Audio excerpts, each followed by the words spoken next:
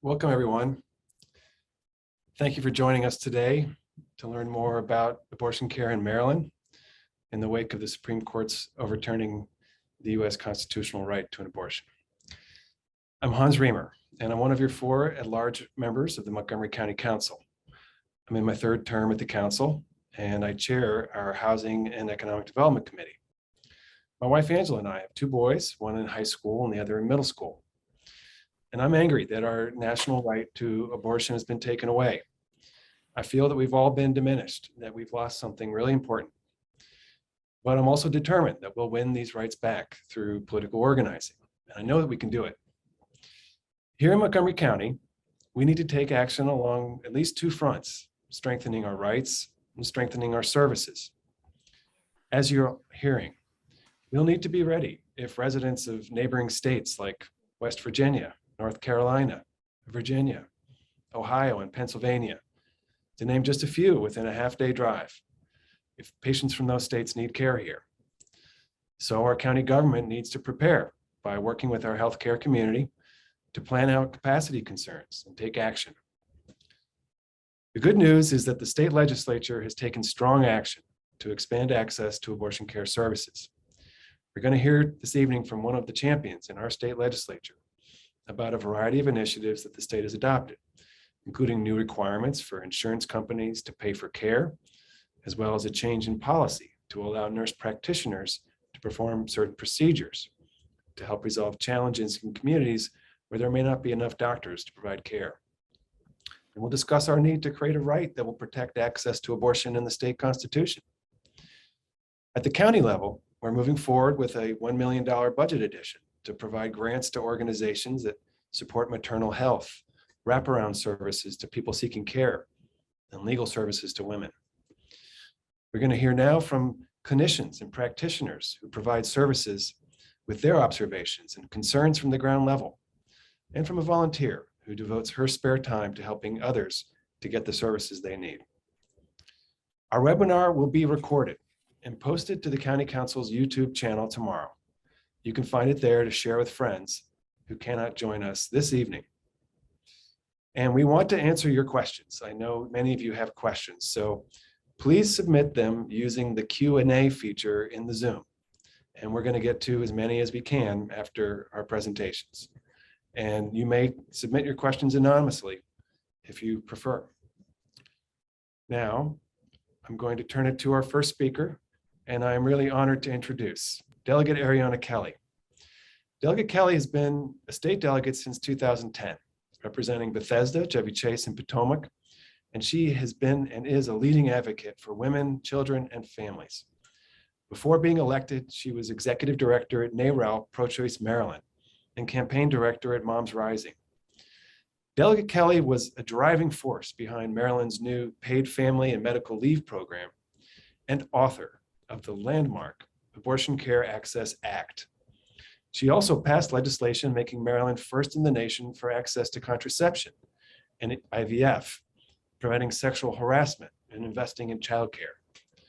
So now I'll turn to a leader who has long been prepared to take action in this difficult moment, Delegate Ariana Kelly. Thank you so much, Hans. Councilmember Riemer, sorry. First, I just really want to thank you for having me here and all of us to discuss this. It's incredibly important to me, but I know it is to you as well. We go way back to my time as executive director of NARAL Pro-Choice Maryland when your wife, Angela, was involved with NARAL Pro-Choice America. So I know this is a longstanding commitment for you. I myself got involved in the reproductive rights movement 30 years ago as a teenager in Maryland when we had the Question 6 referendum. So many of you may remember that 30 years ago, we had a statewide referendum. It codified the principles of Roe versus Wade in the state of Maryland. The next time we passed an abortion-related bill in the state legislature was this year, 30 years later. Back when I was executive director at NARAL Pro-Choice Maryland, I had the pleasure of working with Allie Harper on the board of directors. You're going to hear from her. And so I love that she's here with us to talk to us today, as well as other people who can really tell you about heroic work that's really happening on the ground in Maryland. I'm not a clinician. I am not working daily in access and making sure people can access care. Even as a volunteer, I'm a politician. I'm an elected official. I serve on the healthcare committee. I chair the health occupations subcommittee in the Maryland General Assembly, and I also chair the Joint Committee on Children, Youth, and Families. And I was recently appointed vice chair of the Health and Government Operations Committee. And I'm the lead there on reproductive rights underneath my chairman, who is extraordinary and such a leader on these issues, Jocelyn Pena-Melnick. So in that capacity, last year, I happened to be working on Maryland's Abortion Care Access Act, and also on the speaker's bill, which I'll talk to you about in a second. So we had two bills that passed out of the House this year. One was my bill, which I passed with Senator Dolores Kelly from Baltimore. That bill is the Abortion Care Access Act. It was vetoed by Governor Hogan, and then the legislature overrode the veto. The other bill that passed out of the House was Speaker Jones's bill, which was a reproductive liberty amendment. And I want to talk to you guys about that because it's really important and it's coming back because it did not pass the Senate this year. That legislation will elevate those protections that we codified 30 years ago in the Maryland statute, elevate it to constitutionally protected. We no longer have constitutional protections at the federal level. It is really important that we get them at the state level. And that would include abortion rights, but also those contraception rights that we're hearing about and we're so concerned about. As I mentioned, 30 years ago, we had a statewide referendum. It won with more than 60% of the vote. We expect that this bill, after it passes both chambers, it will go to the state for a referendum for the voters, and we expect 75% support. Maryland is a pro-choice state. Thankfully, Senate President Ferguson committed to making that bill a priority next legislative session. So look for that. If this is an issue you care about, we need to make sure to get that done. Why didn't we do that this year, right? Well, the Senate in Maryland is really tight on these issues. You need 29 votes to override a veto, and that's what we had to override the veto on my bill in the Maryland Senate. And we had to fight really, really hard for several of those votes. Every Montgomery County senator is pro-choice, but in Prince George's County, there's at least 2, and next session will likely have 3 Democratic senators who are not pro-choice. So we need to do a better job of building power on this issue. And you know, we're talking to Montgomery County folks here. So when people who care about this policy issue from Montgomery County ask me what they can do, the answer is always the same. We need to get people in Prince George's County involved. We need them. It's really important at the state level. The issue of abortion care is going to reside within the states for the foreseeable future. The optimistic estimate I'm hearing, and I question this, is for at least 10 to 15 years before we can get federal protections back. So it's critical that we build relationships on this issue with people from across the state, but especially Prince George's County. I'm telling you that based on my legislative experience passing the Abortion Care Access Act. So let me just talk to you about what we did do, which was the first piece of legislation in 30 years to address abortion access in Maryland. We wanted to solve a couple of different problems. The first problem, and you heard this a bit from Councilmember Riemer, was the provider shortage issue. In Maryland, 2 out of 3 counties have no abortion provider. The shortages are especially pronounced in rural areas. We also have shortages of providers from minority groups and providers who speak Spanish. And the number of providers has been decreasing over the last 30 years, while the population has been increasing dramatically. There are also a number of financial barriers to care. We had spotty insurance coverage. Potomac Family Planning, where Allie works, was very helpful in providing us some stories from their patients that were really touching about the financial barriers that they faced because of lack of adequate insurance, and then high deductibles and high copays. So we wanted to address that. And we really wanted to address inequality in our state policy. Our Medicaid policy in Maryland was really, really outdated. It treated low-income patients like second-class citizens. Every year there was an effort on the House floor to strip funding from the budget that cover abortion services for Medicaid. And we took a vote up and down on what I considered these patients' fundamental right to choose. We were voting on their humanity, really. And people had to in order to qualify for Medicaid coverage, people had to pick a category to justify their abortion. A lot of times patients just picked mental health as their category, but that's the kind of thing that someone who's doing private pay or under private insurance would never be subjected to. Rape survivors had to attach a copy of their police report. Again, we shouldn't be subjecting people to that in the state of Maryland in this day and age. And then, of course, the final problem we were looking to address was this looming potential overturn of Roe versus Wade, which unfortunately we have seen. We expected that would bring us a significant increase in patient load. And we also knew that there was going to be a huge loss of clinical training opportunities. There's a study out of UC San Francisco and UCLA that found that 44% of OBGYN residency slots are in states that have already banned or will ban abortion. 44% of our OBGYN residents. So there's a huge clinical training gap, and we're going to talk about that in a second. So the bill that we passed is the most comprehensive abortion access bill in the nation. Delaware passed a piece of our legislation yesterday. Other states are following suit, which is really, really exciting. I love it when Maryland can lead. And it does 4 things. It allows advanced practice clinicians, those are nurse practitioners, nurse midwives, and physician assistants, to provide abortion care. There was something in our law that said you had to be a physician to provide abortion, and that was really outdated. That is not how healthcare works in Maryland or anywhere in the country anymore. These clinicians are already providing labor and delivery services. They're doing miscarriage management, which is a nearly identical procedure to abortion care. They have prescription authority and have for years. It was a purely political reason that that law was on the books. So we needed to strip that. And thankfully, we had the support from Maryland's obstetricians and gynecologists. The Maryland chapter of ACOG was a strong supporter of this legislation and acknowledging that advanced practice clinicians are capable of providing abortion care, which was really helpful.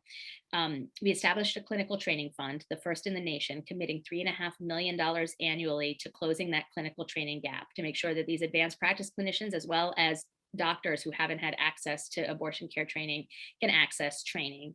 We required that insurance in Maryland cover abortion care with no cost sharing, no deductibles, no co-pays. The deductible was extremely high in many cases and causing people significant burdens. And of course, we made every change we could have wanted to Medicaid, just to make sure that the guarantees we were putting in place for people with private insurance are the same for Medicaid. So that funding for abortion care and Medicaid is going to be permanent in Maryland. We're never going to have a vote on the House floor to decide if we're going to fund it or not ever again. It is permanent, and you don't have to justify it or explain your reasons for needing your abortion to anyone. You have the same rights as anyone else in Maryland under this law. So I'm really proud of the bill that we were able to pass. I'm really, obviously it's a sad time. It's really hard time for the people who work in this space, but I'm glad at least Maryland is prepared as we potentially could be. We're working towards increasing our number of providers. On July 1st, the advanced practice clinicians piece goes into effect, so they will be able to provide care, and we're going to be seeing more and more clinicians providing care as we get the training ramped up, which will help with some of the patient increases that I'm sure we'll hear the clinicians talking about. And we're hopeful that the work we did on financial barriers is going to free up some of the funding, the charitable donations that go to abortion funds, to help people, that if insurance companies and state Medicaid are doing their part in making sure that abortion is fully covered with no cost sharing, that patients in Maryland will have fewer financial needs, so that charitable work can go to out-of-state patients as well, can help that. So that's where we are policy-wise. I will say that there is going to be so much more to do. I already mentioned the constitutional amendment. There is going to be a bunch of other legislation that we're dealing with next session. We're working with both the White House and state leaders across the country on states that have expanded abortion access, learning from best practices and being creative, also working with the Attorney General's office. Our number one commitment, our number one goal is to protect these healthcare heroes who are providing healthcare services in Maryland. They're doing incredibly important work, and we are going to have their backs. And equally important is making sure that we are protecting patients and making sure that they can access care. Fantastic. Delegate Kelly, thank you so much for the work you've done. I'm grateful personally, and I know our community is. It's been as you said, you passed that legislation before the Supreme Court took this action. So you were looking down the road and identifying ways that we needed to be prepared, and you were moving forward. And we're really grateful. And we'll come back with some additional questions on issues that you've highlighted as we move later through the program. I'm going to introduce now Allie Harper. Ms. Harper is the Executive Administrator at the Potomac Family Planning Center in Rockville. And she's been involved in abortion provision for more than 40 years. Ms. Harper and her physician business partner operate clinics in Rockville, Hagerstown, and Baltimore. Ms. Harper, thank you so much for taking time. I know this is a crisis moment for you as well, and we're grateful that you're here tonight to share with our community. Ms. Harper. Thank you. And Ariana, you're a hard act to follow. Thank you for all that you all have done. I mean, it's amazing. And I'll say we have a large population of women who rely on medical assistance. And the interesting thing is that they don't consider medical assistance as, or Medicaid, as an insurance. So quite often they come here and they've tried to find funding and scrambling around to get the fee. And last question is, do you have any insurance? Well, no, but I have that state stuff. And I said, oh my gosh, let's check and see about that. And I feel proud when I can go back and say your insurance covers, and it's amazing. It really is amazing. And for the other patients that have given us that information, and we do know ahead of time that they have coverage through the state of Maryland, I always remind them how important it is that you have this service, and in order to maintain it, it's so important for you to vote. That's how we got here. So I've been involved in abortion care, and sadly from when I was a child, not at that time, but later on, I've been able to see this whole process go full circle from, my mother's friends talking about, well, we can throw ourselves down the stairs, or, different formulas that they came up with to abort themselves before it was legal. I didn't intend to do this, but I was a healthcare administrator, and the company I worked for was moving to Boston, and I wanted to stay here. So there was a blind ad for a healthcare administrator that I went for a job interview, and it happened to be for abortion service. And I thought, well, I don't know that much about it at the time, but I can learn. And on my first day on the job, there was a bomb threat, and they evacuated the whole business, the whole office business office. 6 weeks on the job, they blew up our clinic, strapped a bomb to the side of the building and blew it up. It looked like a war zone when I got there. All of that is to say I was hooked, and I felt like I had to do this work. So I've done it ever since, and here I am many years later. I'll focus mostly, this is a Montgomery County group, so I'll focus mostly on our clinic in Rockville. We've been there since, for any of you that have lived in Montgomery County for a very, very long time and are familiar with Rockville, we opened when the Giant was a Heckinger's, if anybody knows what that is. That was a former, probably the beginnings of a Home Depot there. But we see patients, we see patients 4 days a week. We provide all of the abortion services that include abortion by pill and surgical abortions, awake or asleep. We provide general anesthesia administered by anesthetists, and on 2 days a week. What has happened from when the leaked Supreme Court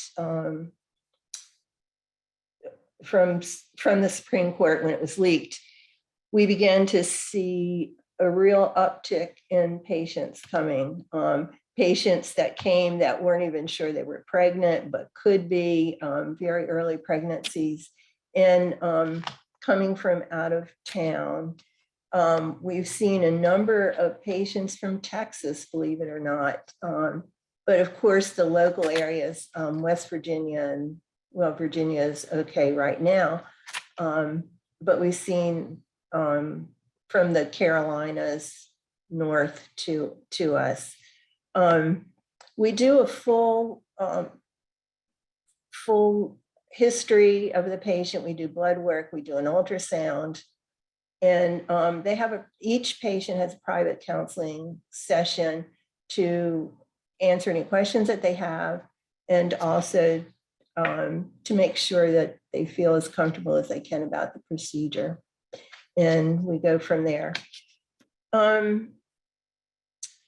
Right now, what we're facing is an overload of patients. For the first time, we tried to always schedule patients on the day that they need to come, but I can see the National Abortion Federation has been warning us of this potential, and I think it's really occurring. I don't know what we'll do.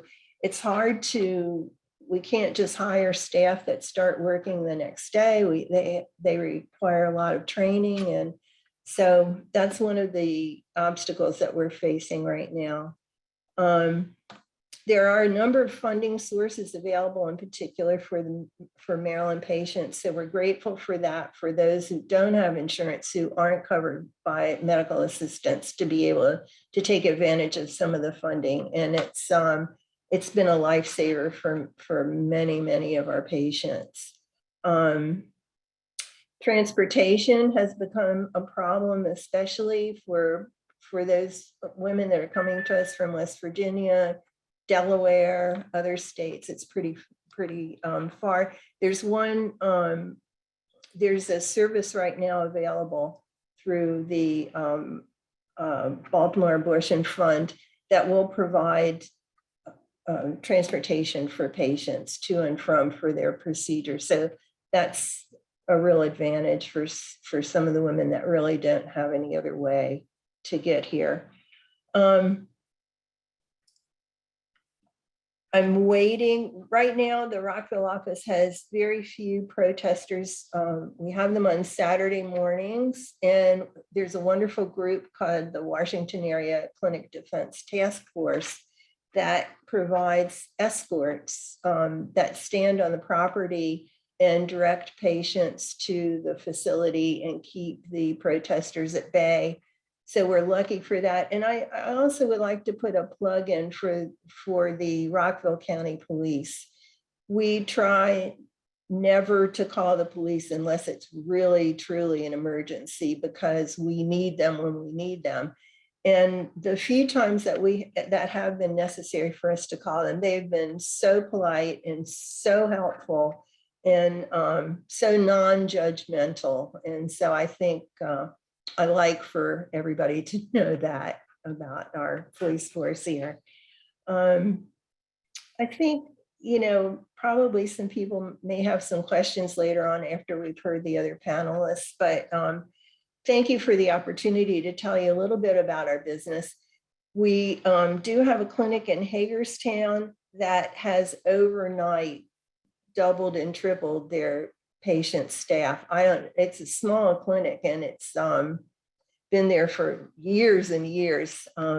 That's the beginning of what's happening for all of us. So we're glad to see what's out there, and the ability of more providers, and hopefully we can also open some of our days in our office as much as possible to accommodate as many women as we can.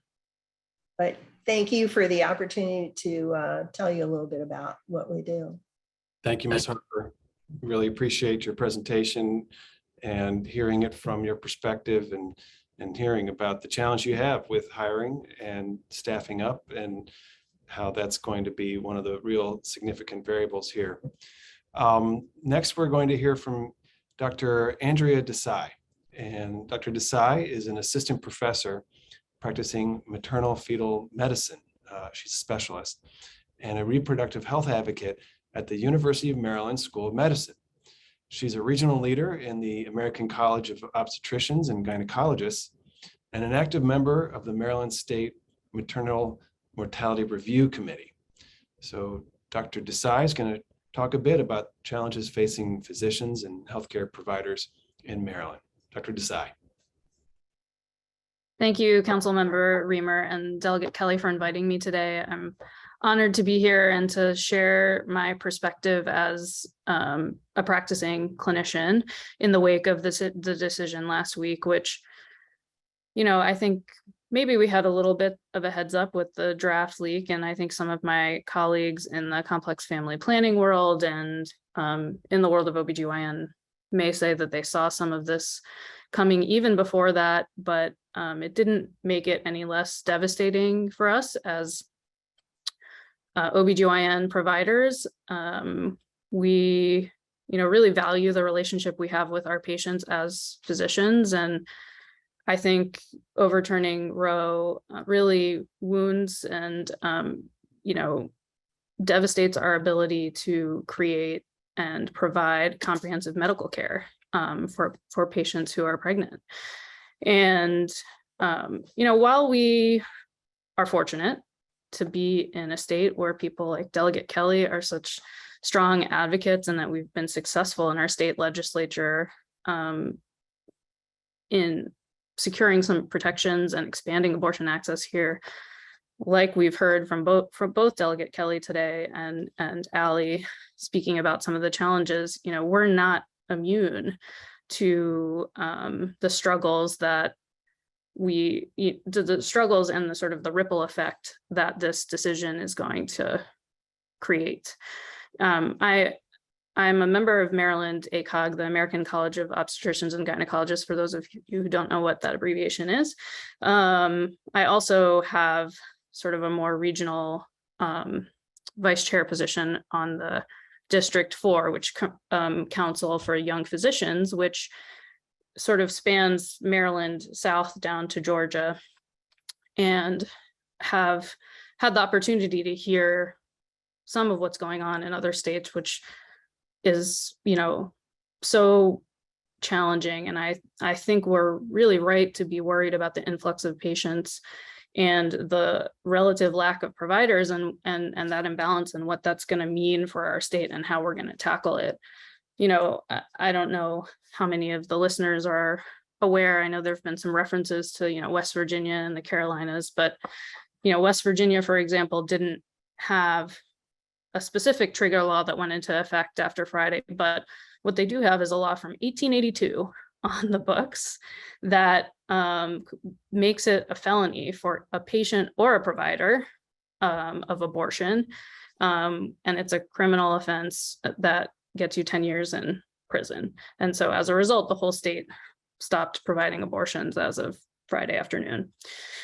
And so, they're one of our neighbors. And I think, we're going to see that. I know Georgia has a heartbeat ban that they're going to be battling soon. And, having the opportunity to hear from other OBGYN providers surrounding us really sort of gives me pause and gratitude for being able to be in Maryland, where our Maryland ACOG group can stand with the state legislature and help protect this service and medical care for our patients, because that's what it is. I mean, it's been very politicized, but, as a maternal fetal medicine specialist, someone who takes care of women who have high risk pregnancies, women who have, medical issues, usually more than one, that either immediately endanger their life or could become life endangering throughout the course of the pregnancy,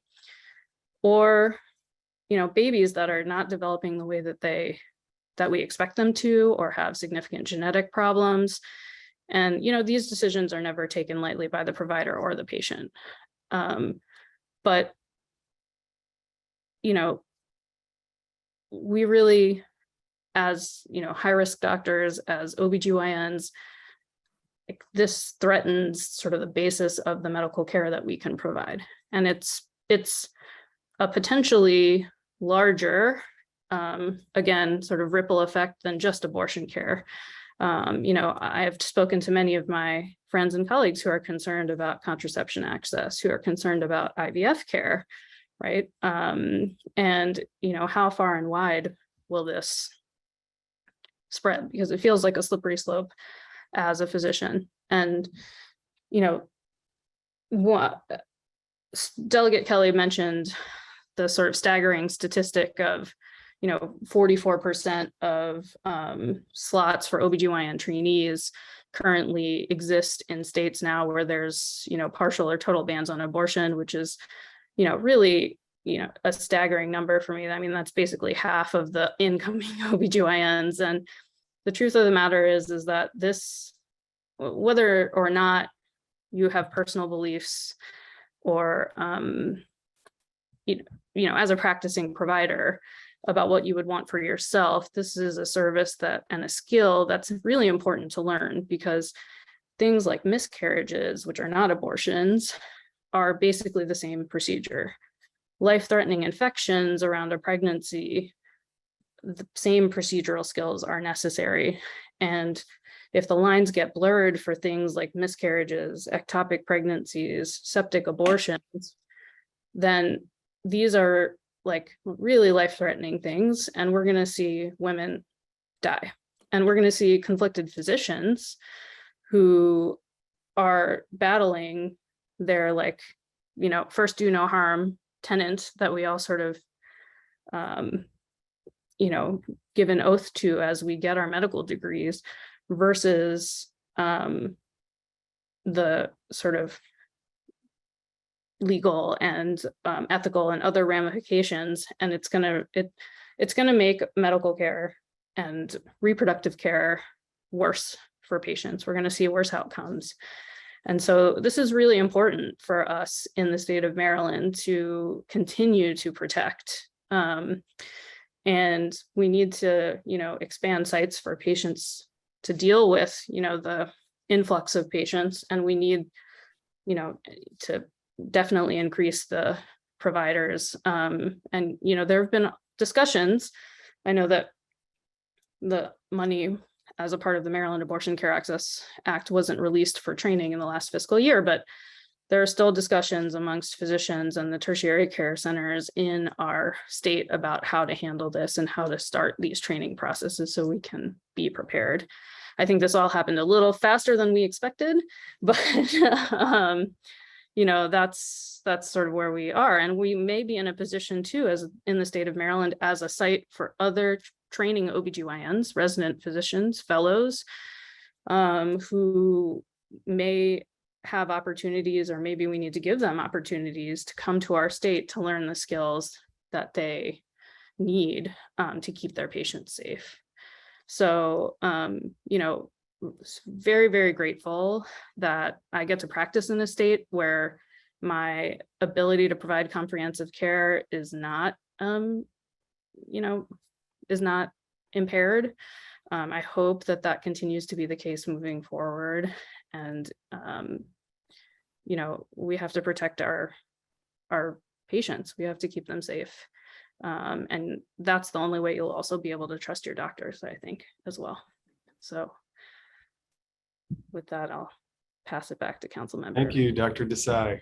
Thank you for your really thoughtful comments, and you shared a lot. Really appreciate that.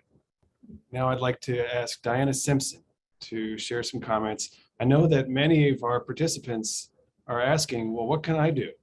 How can I help address this crisis? And so we thought it would be instructive to hear from someone who is an active volunteer. And Diana Simpson, I want to thank you, Diana, for your engagement. You've helped me understand some of the landscape and some of the ways in which we can take action here. So thank you, Diana. I'd like to turn it to you now. Thank you very much.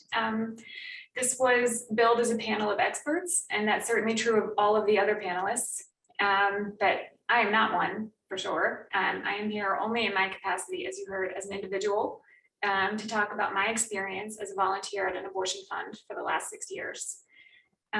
My role there at the DC Abortion Fund is as a case manager. That means that for about 1 week every quarter, I take calls to our helpline from people who need financial help to exercise their right to abortion care. And those callers come from right here in Montgomery County, as well as the rest of the state, and increasingly people from out of state who have to come to Maryland because their access is limited or entirely restricted at home. I talk to those callers, sometimes help them arrange their appointments if they don't have one yet. We make grants for their costs. Sometimes we talk to the clinics to help smooth other logistical concerns. And we make referrals for other services to other partner organizations that provide some of those complementary services that have already been referenced, like transportation assistance for people who have to come long distances or people who need childcare while they're in the doctor's office, things like that. There are other established nonprofit partners that provide those services that we collaborate with closely. And I can tell you, what I have seen as a volunteer, my last shift was just this last weekend from Thursday to Sunday. So it encompassed both the Roe era and the post-Roe era all in one shift. That shift compared to the previous one that I worked, which was just several weeks ago, things have already changed significantly. The call volume is higher. The callers are having to wait longer to get an appointment scheduled. There's more callers calling in from out of state. There's more general confusion among callers about what are their rights and what services are still or aren't available to them. So it has been a real learning experience for me to see how these things have played out in a practical level for people who are facing them directly right now. As a volunteer, as a volunteer experience, it is everything that I could look for in a volunteer opportunity. I learn an incredible amount every time I work. Even now, 6 years later, I learn new things every time. It challenges me because it can be hard and frustrating and sad to see other people in these moments of crisis and to want to do everything that you can for them. But that comes with the job. And it's so incredibly rewarding. It's given me a community of fellow volunteers that I really value. And it gives me what I feel like is a direct, tangible way to help others in the way that I would want to be helped if the tables were turned. So especially in a moment like this, when it can be easy to feel powerless and like we're all kind of being buffeted around by people debating things about us and making decisions for us, it helps to reclaim a little bit of that power if you can find a way to take some action. So being a case manager like I am is only one possible role that you could have if you wanted to volunteer in the abortion space. There are a lot of others, each with their own different time commitments and maybe training requirements and things. Some of them you've heard about. You could be that person that's helping to drive someone back and forth to the clinic, or a clinic escort through the Clinic Defense Task Force. All of these organizations, they tend to be largely volunteer run. Some of them now have a few professional staff, but they do run on volunteers. So there's always a lot of work to do. And that includes those frontline kind of activities, but also things like administrative support and fundraising. So, there's room for everyone. So I would say get in where you fit in. And if you're thinking about getting involved, those opportunities are out there, and I would encourage you to explore them. And I would say that's especially true if you're someone who comes from a group that is disproportionately harmed by barriers to access. So that would be people of color, people with low income levels, or if you're someone who's had an abortion. It's important for the groups that serve these communities to have the perspectives and experiences of that community. So those are valuable perspectives and experiences to bring to the table. So you can get out there, you can find a lot of these organizations easily online. DC Abortion Fund, Baltimore Abortion Fund, the Clinic Defense Task Force. There's practical support networks in the area. There are well-established organizations. They can give you the training that you need.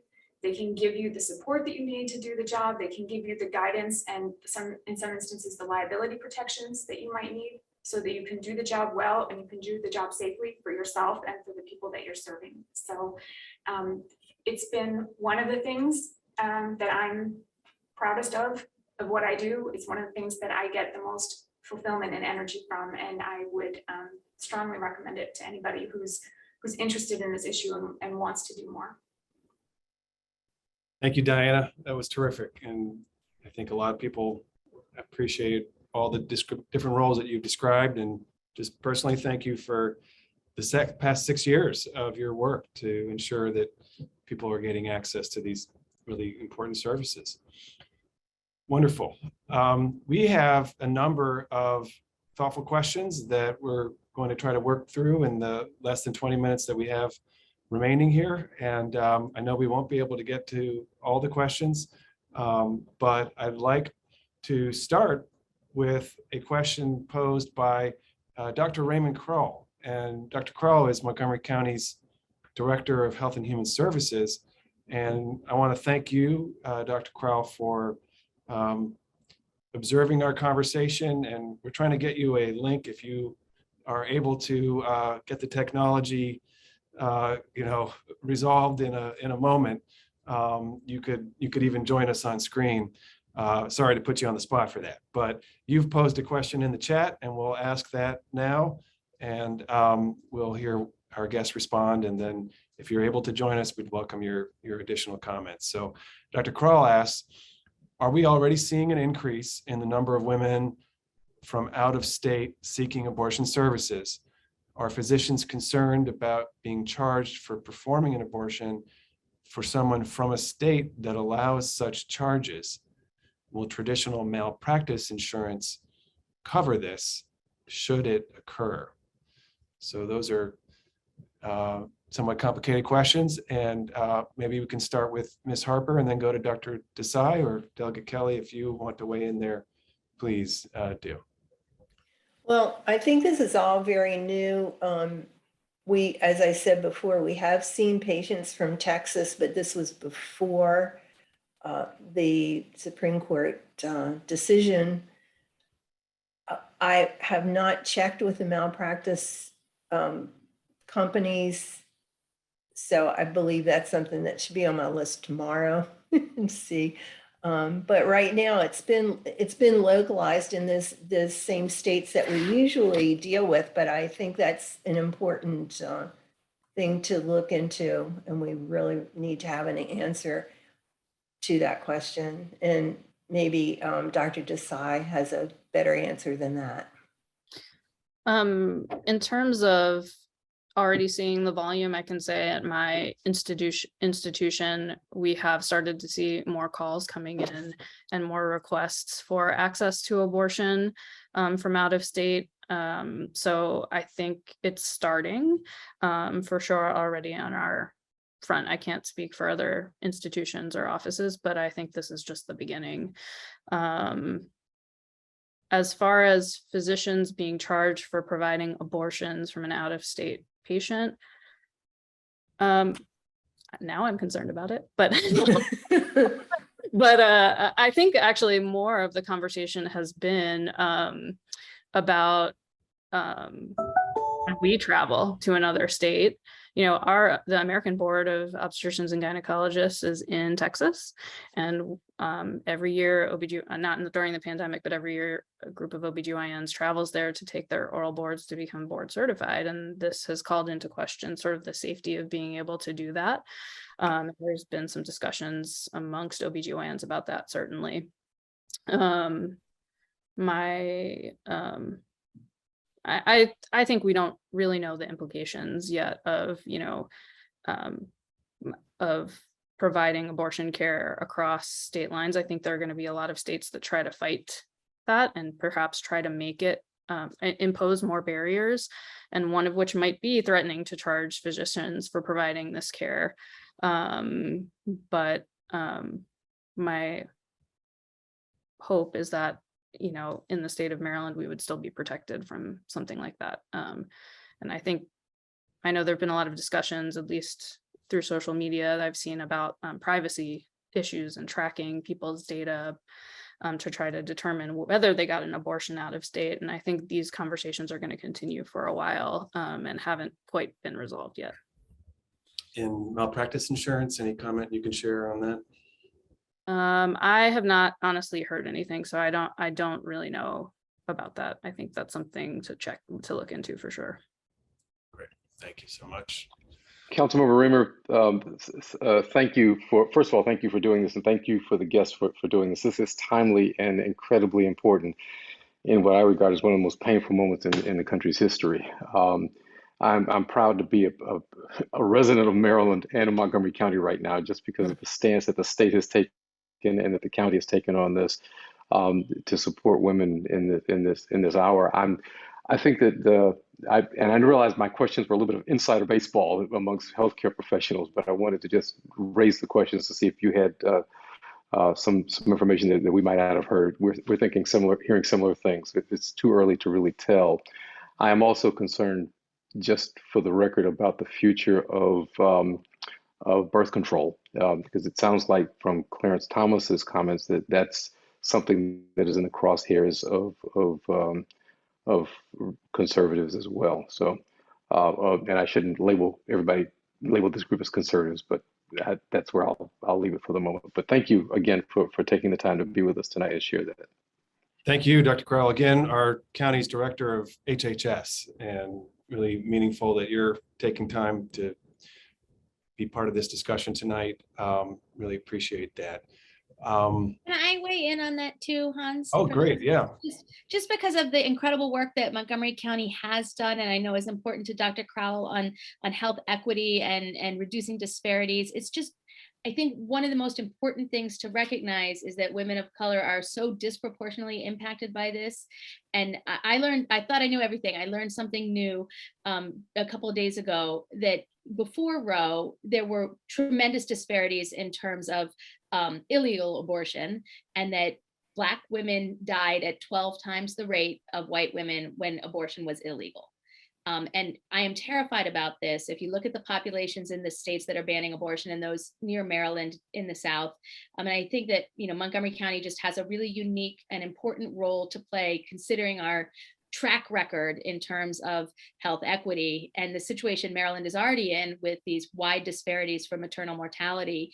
I just want to make sure that, and I know Montgomery County will lead the way here, really want to commend Montgomery County in advance for the work they're going to do to make sure that as we move forward in this new post-Roe world, we're paying special attention to make sure that we don't go back to that the patients who are seeking abortion care from out of state, you know, the folks who can afford it can get it, and those who can't face even greater health risks. That is just so devastating a thought to me. So thank you in advance for the work I know Montgomery County is going to lead on, and at the state, we will try to be very good partners. Delegate Kelly, thank you for that. I'm old enough to remember pre-Roe and community members in my community in Michigan who traveled places to get abortions when they could afford to, and for folks who had to resort to other means of getting an abortion, illegal abortions, back alley abortions, and the risks that entails. You know, for folks who can travel to Maryland to other places where abortions are available, that's one thing. But for folks who are in poverty and cannot afford that travel, I am very much worried and concerned about their welfare in all of this. And that is going to be one of the painful realities we have to be on guard for and keep an eye out as we go forward. Thank you so much. Thank you. Thank you. A question from Anonymous for Allie. Can your clinic absorb employees from providers that are closing, such as in West Virginia, to help with the increased patient load? We'd be happy to entertain them if they want to send their CVs to me, a call. Happy to get skilled care. Perhaps there could be some kind of national network for those professionals to find opportunities in other states, and even relocation assistance. Okay, that's really interesting. Paul asks for Delegate Kelly, can you elaborate on why support from Prince George's County will be critical to getting the referendum passed? Sure. And, you know, I've been trying to keep this policy focused and not electoral in nature, but let me just say that, you know, I've worked in reproductive rights in Maryland for more than 20 years, and the problem has always been the same. You know, this is not an issue that breaks down along party lines. We have a tremendous number of pro-choice Republicans, especially in Montgomery County. They're not elected, right? We got zero votes from the Republican caucus on my bill, and we will continue to do that. You can't get elected in the Republican Party and vote pro-choice in Maryland anymore. Unfortunately, that's just the reality. The Democratic Party is different. We have a variety of views, and that's a problem when you look at the numbers, right? So we have in Prince George's County, there were 2 no votes on my bill. And we would expect they would continue to be no votes on other abortion related bills. Based on what we're expecting from the elections, it could be as many as 3 of the senators from Prince George's County are no votes on choice related bills. So you can't just assume because someone's a Democrat that they're going to support these bills. And I think that it makes it really hard because the Senate is pretty tight on this issue. So if we don't need a veto proof majority, we're good. If we elect a governor who is supportive of abortion rights, which I encourage us to do anyway, because we will see just how incredibly important decisions at the agency and administrative level are in the next few years. So it's way more important than it's ever been that we elect a pro-choice governor. Then we don't need a veto-proof majority in the Senate. But if we do, we're real tight. We had 29 votes, which is what we needed. And if we lose 1 senator, which it looks like we will in terms of the pro-choice count, we don't have a veto-proof majority in the Senate. We have a healthy margin in the House, but the Senate is a problem, and those votes are coming from Prince George's County. Thank you. We have a question that I'll just sort of leave as a comment because I think it's a great one.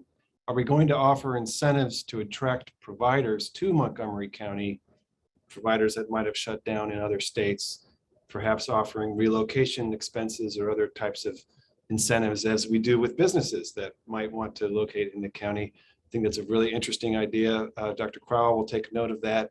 We'll give that some more thought. We have a question from Joan Kleiman. Thank you, Joan, for being with us tonight. What is your recommendation for folks who want to donate money to help with travel and medical expenses? A state abortion fund like the Baltimore and DC abortion funds? Is there an umbrella organization that funnels funds to other state funds with need? Does anyone want to take it? Diana, you want to try that, or? I mean, I would certainly encourage people to donate to the DC and Baltimore funds. They're both fantastic organizations. There is an umbrella organization called the National Network of Abortion Funds, which you can find by Googling, and DCAF and BAF are both members of that, and along with a number of other funds spread out across the country. And you said, I believe that the DC and the Baltimore Abortion Fund provide assistance for people who may need to travel to Maryland. Is that right? Yes. All right. And there's the national fund that you mentioned. Here's a question we may not know the answer to, but can clinic medical records be subpoenaed if other states seek them? How long do clinics keep records? Allie, is that something you've grappled with? Well, no, haven't grappled with that, but we do keep medical records for 5 years. And if they're subpoenaed, we would have to release them. That's a rare event, but certainly could happen. Could change, perhaps. Interesting. Okay. And I can weigh in on this yeah. just for a second, because this is similar to what you said earlier, Councilmember Riemer. You know, we're going to know a little bit more when a little bit more time has passed, but you know, we're working closely with the Attorney General's office to figure out what protections exist already under Maryland law and what changes might need to be made. As I mentioned in my opening remarks, you know, there is a profound commitment in the state legislature in Maryland to ensure that we're protecting our providers, and we're going to close any gaps in the law that we need to close to protect them from frivolous lawsuits, out-of-state overreach into their work, etc. It's one of our top priorities in this space this year. Well, and continuing with that theme, Delegate Kelly, are you trying to set up a legal network, or have you heard of anyone, a legal network of attorneys who can provide legal services regarding reproductive rights issues? That's a good idea. I'll put that on the to-do list too. Right. We have a very long to-do list, but I'll note it. To-do list. Well, providers that are part of the National Abortion Federation, there is legal advice available through that organization. Not all providers belong to that organization, but the National Abortion Federation certainly can help in some cases. And that relates to another question that was asked. What is being done to provide legal protection to providers in the case of lawsuits by other states, in blocking cooperation with other states' law enforcement? So you're saying that the National Federation provides some support. Perhaps there's a legal, some kind of immunity or something. I don't know. There's some interesting issues here that clearly with some legal minds are needed to really think through and make some recommendations to our state leaders like Delegate Kelly and others. Yeah, and those questions are being asked from my constituents every day. I get a message asking that same question. We are combing through the law, trying to figure out the best answers and seeking the best advice. And again, working with stakeholders across the country with the same goal in mind. A question has come in: is Maryland taking steps to ensure the flow of contraceptives, including the morning after pill?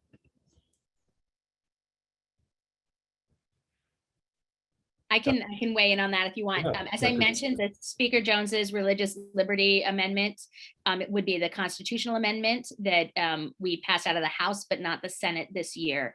It's religious liberty, meaning I'm sorry, say religious, I meant reproductive, reproductive liberty amendment.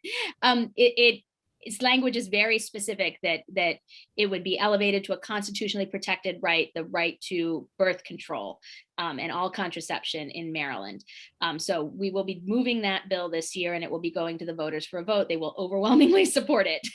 In addition to that, we passed the Contraceptive Equity Act, I don't know, 4 years ago, that makes Maryland a leader in contraception access.